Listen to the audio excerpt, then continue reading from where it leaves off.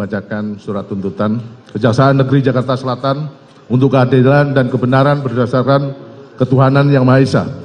Surat tuntutan dalam perkara tindak pidana umum atas nama terdakwa Kuat Ma'ruf, nomor register perkara, nomor PDM garis datar 244 garing JKT SL garing 10 garing 2022. 1. Pendahuluan. Majelis Hakim yang terhormat, tim penasihat hukum yang kami hormati, dengan memanjatkan puji syukur kehadirat Tuhan Yang Maha Esa atas taufik, hidayah dan ridhonya lah kita telah dapat melaksanakan persidangan perkara ini dengan tertib, lancar dan aman sampai pada tahap pembacaan surat tuntutan pidana atau register oleh jaksa penuntut umum. Pada kesempatan ini izinkanlah kami mengucapkan terima kasih kepada Majelis Hakim yang telah memberikan kesempatan pada kami selaku tim jaksa penuntut umum untuk mengajukan surat tuntutan pidana dalam perkara pidana ini. Rasa hormat dan penghargaan kami sampaikan kepada Yang Mulia Majelis Hakim yang telah dengan tekun, cermat, sabar, serta arif memimpin jalannya persidangan perkara ini sejak digelarnya persidangan hingga saat ini di Pengadilan Negeri Jakarta Selatan. Ungkapan yang sama kami sampaikan pada tim penasihat hukum yang telah menjalankan tugasnya secara profesional dan proporsional dengan penuh semangat dan kesungguhan dalam mendampingi kliennya yang tetap dilakukan dalam kerangka hukum pidana formil sesuai dengan kebatasan-batasan yang diatur dalam Kitab Undang-Undang Hukum Acara Pidana.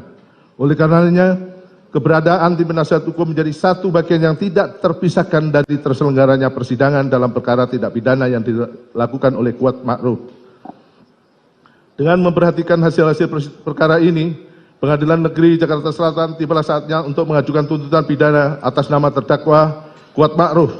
Selanjutnya kami bacakan dakwaan primer melanggar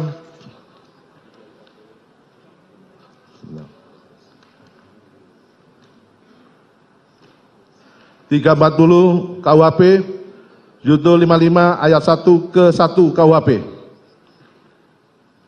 Subsidiar pasal 338 KUHP junto pasal 55 ayat 1 ke 1 KUHP.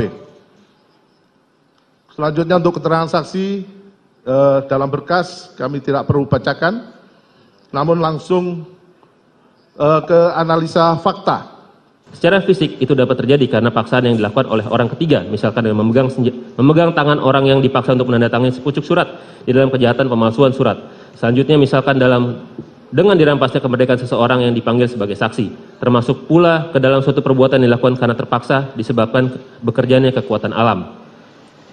Kemudian menurut Jonathan Hiring dianggap dibacakan, menurut R. Susilo dianggap dibacakan. Kemudian bahwa perbuatan dilakukan dalam keadaan terpaksa ini dapat digolongkan sebagai alasan pembenar maupun alasan pemaaf.